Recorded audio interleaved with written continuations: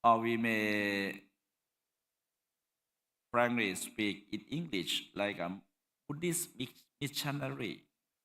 Dhammaduta Bhikkhu is the technical term being used in our tradition. People may not know Dhammaduta Bhikkhu or Buddhist missionary. Buddhist missionary who are going to spread or propagate Buddhism worldwide. This program or what should I say, a tradition that we are being trained to be Dhammaduta Bhikkhu before going to spread or propagate the Buddhism worldwide. It lasts for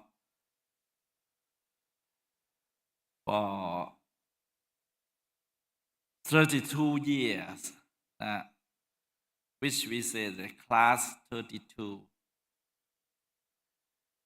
Thai monks, mostly Thai monks, who wish to go abroad to become a Dhammaduta Bhikkhu. They must be trained first. And Mahachula Buddhist University is responsible for this project, this program, for 32 years. As we know, according to Thai Sangha law, Thai Buddhist monks, where they residing in Thailand or outside the kingdom, they're still required to comply with the Sangha law. This is what you have to know. It being mentioned at the Sangha law, where they are residing in the kingdom or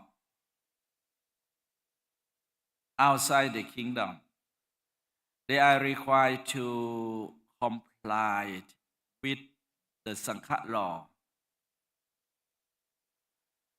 And I have noticed many Bhikkhu Dhammaduta,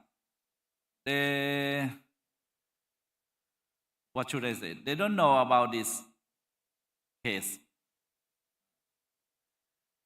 They believe, most of them believe that once they go abroad, they have followed the law of that particular country, and as well as Dhamma Vinaya or discipline. Vinaya or discipline. Only that much. In Thailand, apart from Dhamma Vinaya, monks are required to comply with the Sangha law. The Sangha law or พระราชบัญญัติคณะสงฆ์ being applied for us for almost 100 years since the King Rama V. Apart from Dhamma Vinaya, you may think that I prefer to follow just only Dhamma Vinaya. I don't care about the Sangha law.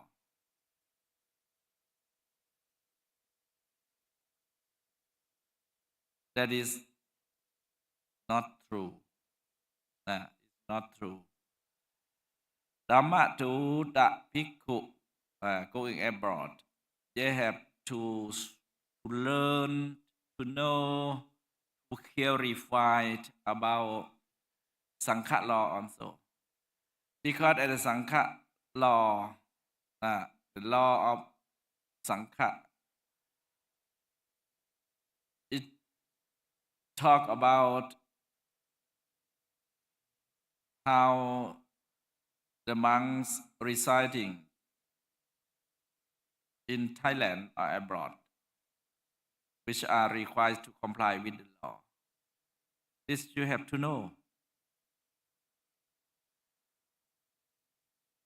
The qualifications of Dhammaduta Bhikkhu. The suggestion from me, the missionary monks Dhammaduta who go abroad to spread Buddhism should include strength in morality. จิตต้องแข็งนะครับ morality, knowledge, communication, and also adaptability. Morality, knowledge, communication, and adaptability. Let me clarify. The main qualities are as follows. Strong knowledge of Dhamma and Vinaya. We, as a Dhammaduta, we should at least have strong knowledge about Dhamma Vinaya. The foreigner, they may ask us, what is Buddhism? Why do you follow Buddhism? A solid and correct understanding of Buddhist teaching also is necessary. And monastic discipline. Monastic discipline. This also is very important. Ability to explain the Dhamma clearly.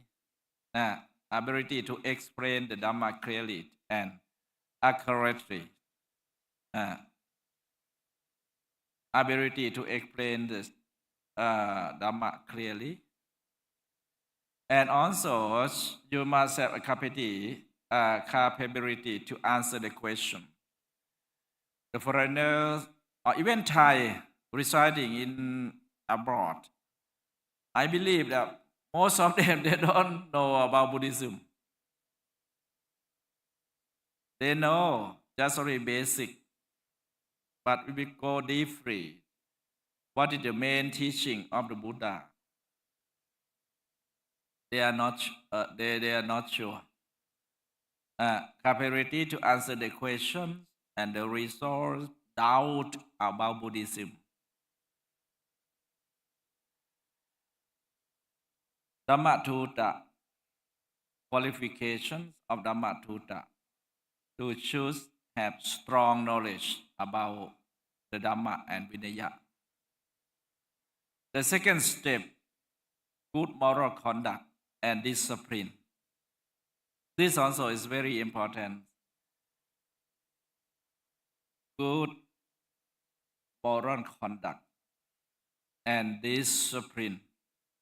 Being calm, discipline, and worthy of respect. We have the example from Phra Asachi. Okay. Because of being calm, disciplined, and worthy of respect, he got his disciple, which is called Sariputta. Because of good moral conduct and discipline, we going abroad to spread the Buddhism or whatsoever, we also must learn how to do what to do. Strict observance of Vinaya also is very important. monastic rules. Serving as a good role model, since people often learn more than conduct than from words. Try to do, set good example, not just only talking. No one helps us. Some monastery, they live or they live there just only one month.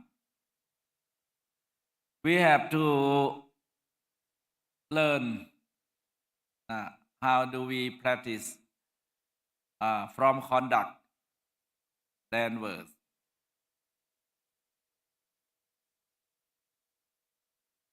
It means apart from talking, apart from teaching, you have to practice also. It is this morning, หลวงพ่อกทม have set example for you. How do we practice meditation, the basic meditation whatsoever. The third step, compassion also you must have, and patience, ความอดทน Patience with different in languages, culture, and way of thinking. We are among the different people, different traditions, among the foreigners. The thinking, way of thinking may different. The culture also is different.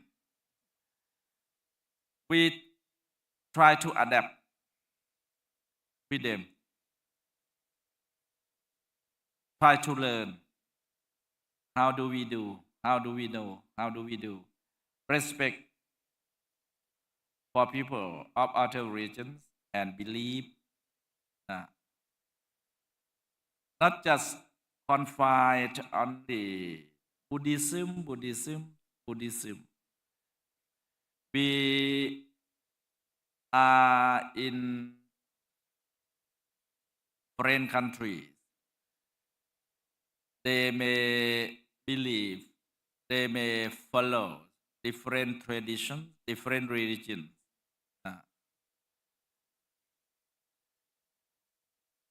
We must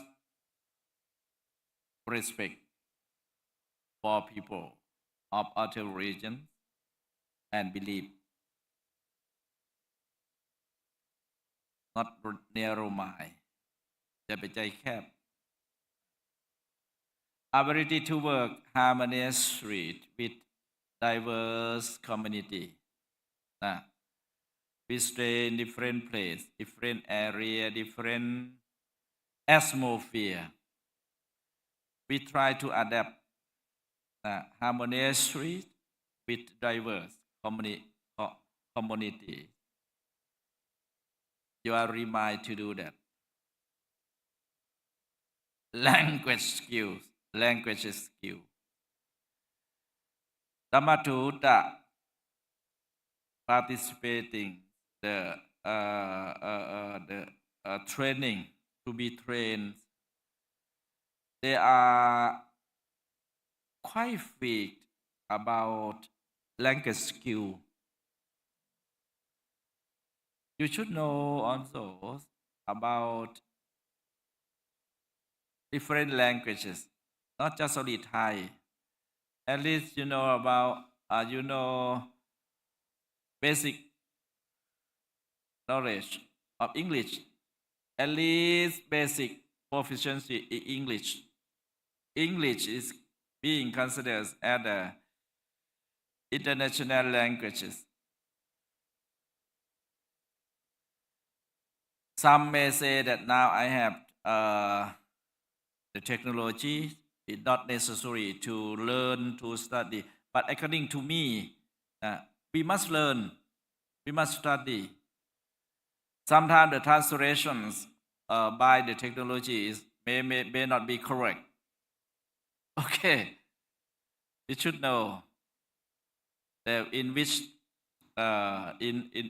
aspect That's particular word being translated. That one and this one.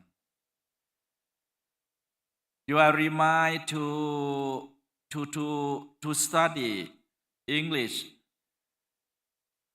at least English or Chinese, if you plan to propagate Buddhism in China.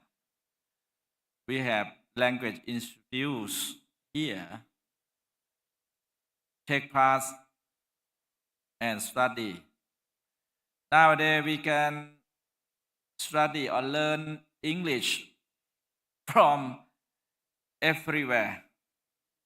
It appears on TikTok or on Facebook, everywhere. Try to study English. That's I request all of you. Learning English, we are studying English as a second language. It is not our mother tongue. Don't worry about grammar. Don't worry about grammar. According to linguistics, they say that first we start with lexical morpheme. After that, being followed by grammatical morpheme. Don't worry about grammar. Say whatever you want to express or you want to communicate. If you want to communicate, try to say. It doesn't matter that is correct or what. But at least the contents or lexical morpheme must be there. You must have knowledge of local language, if possible. Which is called dialect. Dialect language. It will be highly beneficial for you. But my suggestion, you should know English as an international language. Ability to explain profound teaching in simple ways, understandable way. Try to study clearly and try to summarize into the simple way. That is the qualifications of Dhammaduta. You are suggested to learn language. This language, especially English, is a barrier. เป็นตัวขวางกั้น to make you not be able to propagate Buddhism.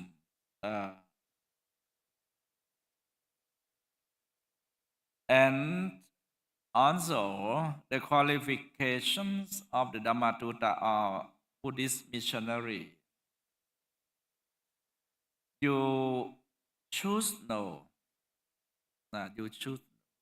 I did not say you must know, but you choose no. The understanding the international culture, awareness of local custom, law and social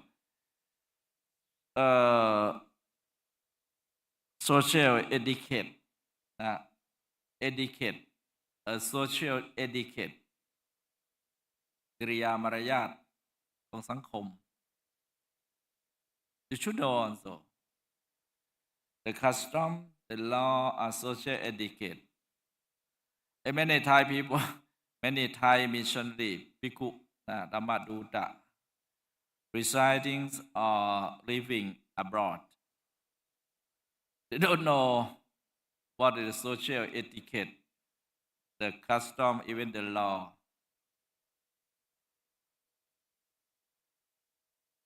That's why they have problem. We always think that we wish to follow our tradition, make noise. You don't care anyone surrounding you. You believe that I can do. After that, what happened? It's many case also being sent to the Sangha Supreme Council. We have problem, to create problem to them. Understanding modern and Western perspective were relevant. Flexibility in adapting teaching method to different audience.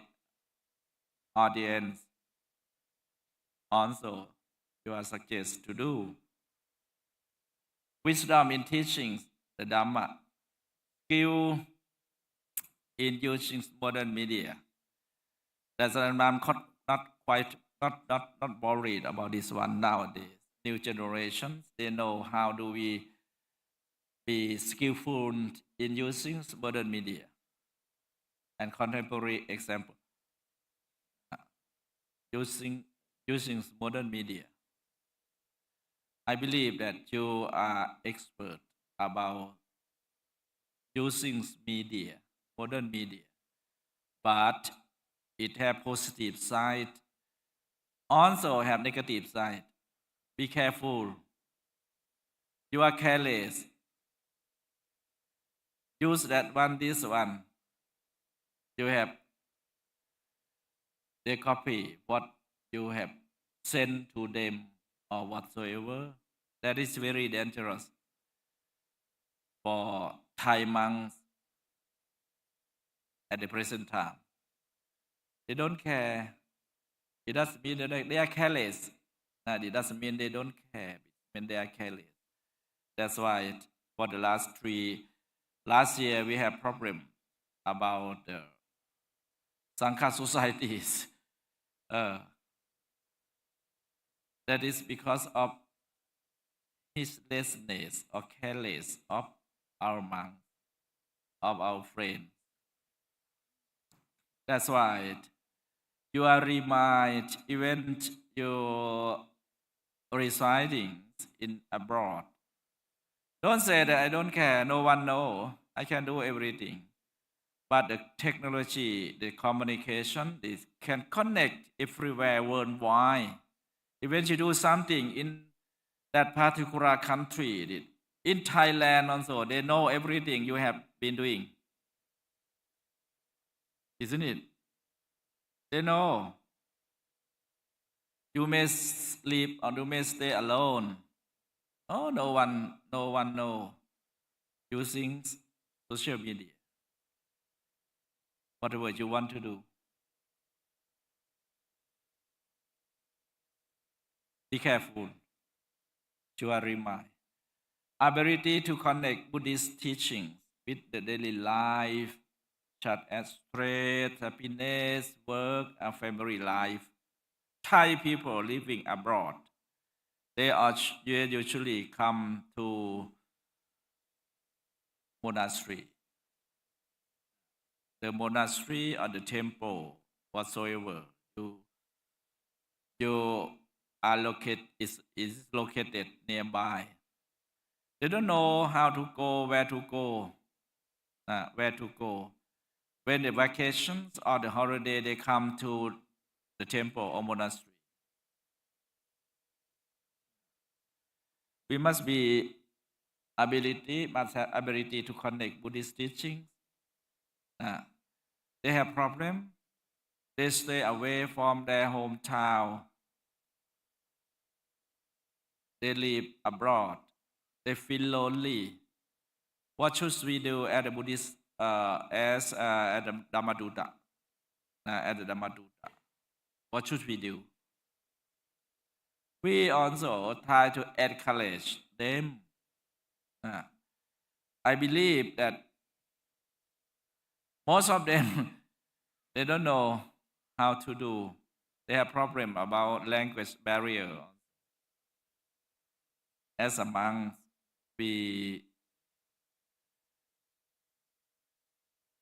what should I do? Volunteerism, spirit in volunteerism. Try to help them. They may feel stressed, feel lonely, or whatsoever.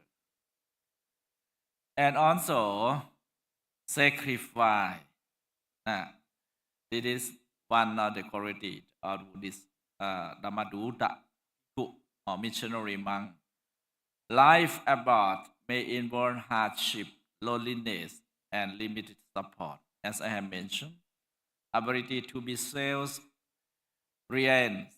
and resilient, dedication to the Buddha teaching without seeking fame or personal gain. Self-reliance, we already know that as Buddhist proverb, Attahi Atano Nato, no one helps us. We have to be ability to be self-reliant ช่วยเหลือตัวเองบ้างช่วยเหลือตัวเองด้วย Good human relations and leadership is also important. It is important for other qualities of the Dhammaduta Bhikkhu. Ability to coordinate with temples, communities, or organizations. Not just confine himself at the temple. Don't know what is going on outside. Try to coordinate with the temple. We may have many temples. As you know, in USA, the Thai temple has more than 100 temples located in USA.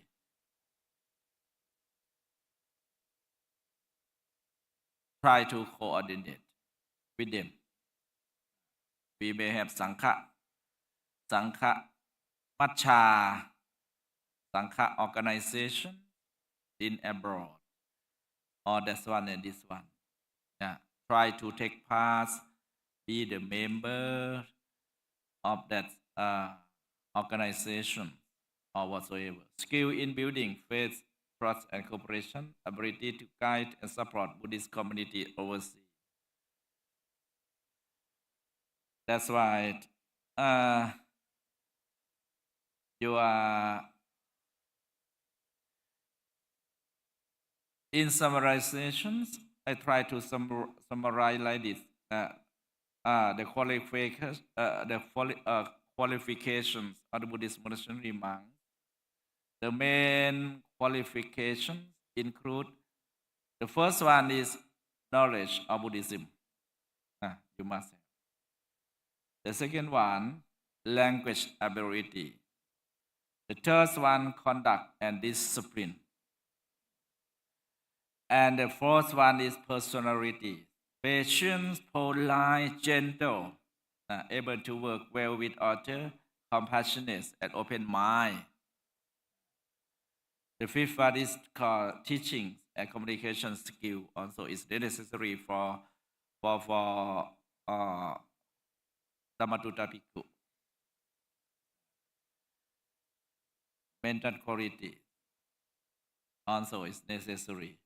In summary, Dhammaduta Bhikkhu are monks who are knowledgeable in Dhamma, good communicators, well disciplined, and dedicated to spreading Buddhism worldwide.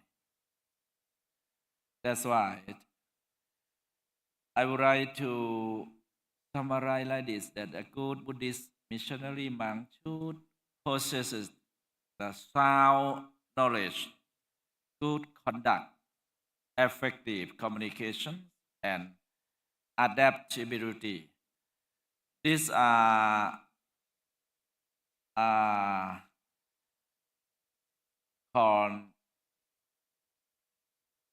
the quality the Dhammaduta Bhikkhu should have. The quality like this: sound knowledge, good conduct, effective communication, and adaptability. These qualities have inspired through faith and understanding, not merely through teaching, but through personal example. Try to remind. Okay, I would like to stop here. Now, I would like to finish here. Thank you very much. Thank you for His Eminence who, what should I say, to have patience, listening, just only the basic knowledge about the history of Buddhism in Thailand, as well as the suggestion for me, what about the qualifications of Dhammaduta, Bhikkhus going abroad to spread loving kindness. Thank you. Thank you very much. Sadhu. On behalf of the organizing committee of today's program, I would sincerely thanks to Most Venerable Phra Dhammavajirodom, the 6th Regional Sangha Governor and the Vice Rector for Student Affairs of MCU, for being here and delivering a wonderful speech on qualifications of the Dhammaduta Bhikkhus. And without further ado, may I once again invite His Eminence Virochana Rinpoche to make offerings to the Most Venerable Phra Dhammavajirodom, followed by Mr. Edward Ko and Miss Mayha.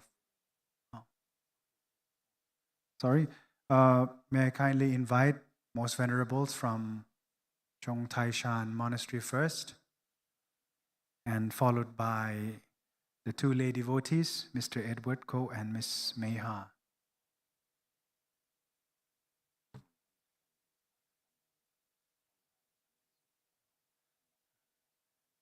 May I also invite Venerable Pramahakatanyu, a representative from the Overseas Dhammaduta Bhikkhu Class 32, to be one of the representative from the fellow Overseas Dhammaduta Bhikkhus.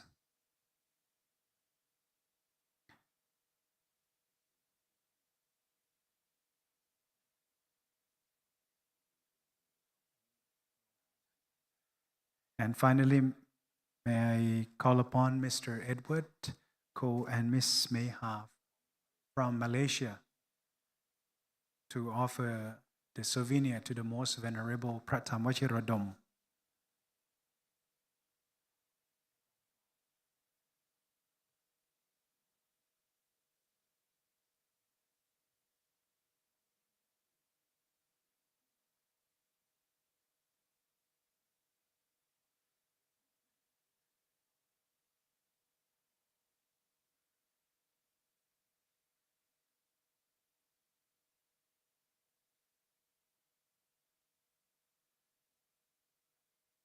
Thank you very much to the Most Venerable. And before we end, I kindly invite Venerable Prasiti Vachara Bandit, Vice Rector for Foreign Affairs, to kindly give the vote of thanks to all the participants and also the Most Venerable.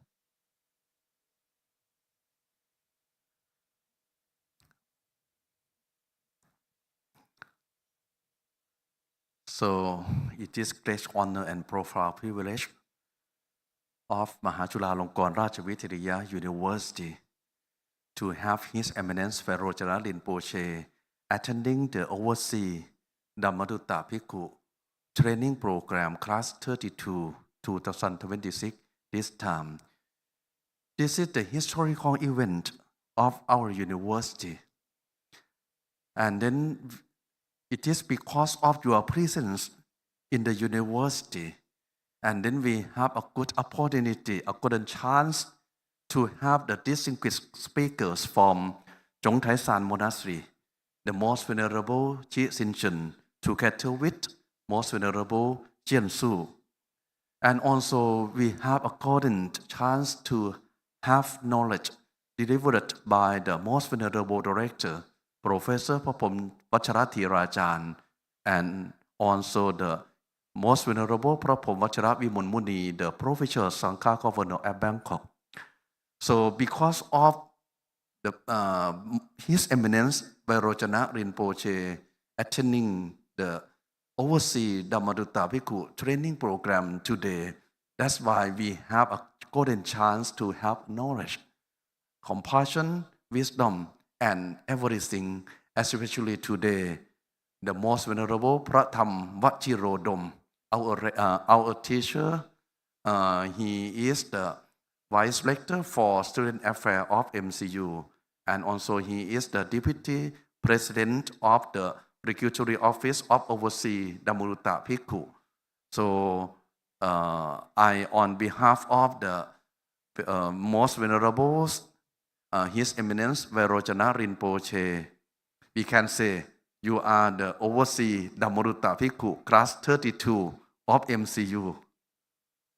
And on behalf of the honorable devotees from different countries in both Thailand, Malaysia, Singapore, from Hong Kong, and from many countries, and MCU all over the world who watching MCU TV now, thank you very much, the most venerable Phra Dhammavajirodom and the most venerable Master Xingzhen and Master Jianju from Chung Monastery. Thank you, honorable devotee from Malaysia, honorable devotee from Chung Monastery, and together with from everywhere. Once again, I hope knowledge, wisdom, information, and everything can empower our student, the overseas Dhammaduta Bhikkhus, class 32, encourage you to propagate the Buddha teaching, spread the Buddha Dhamma to the people all over the world. So it is successful today. Thank you very much. Thank you.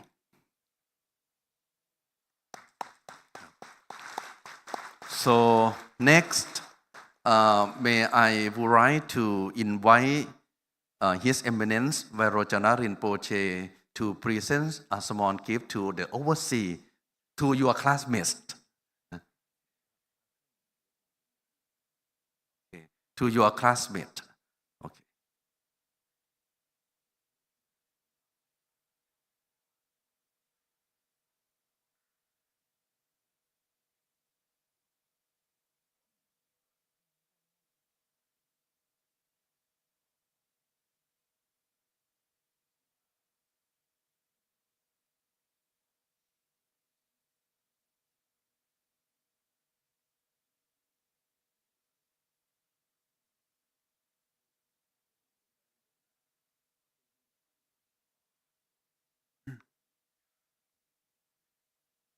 We will also take a group picture as a historic moment once His Eminence has offered the souvenir to all the Dhammaduta Bhikkhus, class of 32, along with the most venerable Phra Dhammavajirodom and Mahathera and the members of the Sangha, who is available here in this auditorium hall.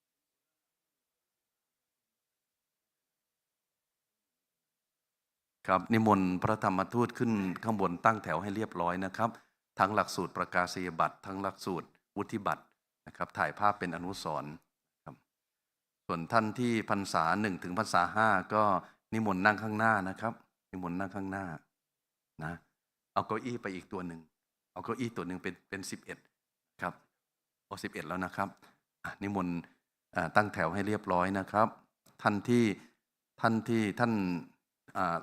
องค์เล็กๆนะครับนั่งด้านหน้านะครับจัดแถวให้พวกเราจัดแถวให้เรียบร้อยนะครับนิมนต์ท่านอาจารย์ไพบูลย์อาจารย์ทวีนี่ครับนิมนต์นะครับนิมนต์ทุกท่านขึ้นนะครับเดี๋ยวในเบื้องต้นให้พระนะครับ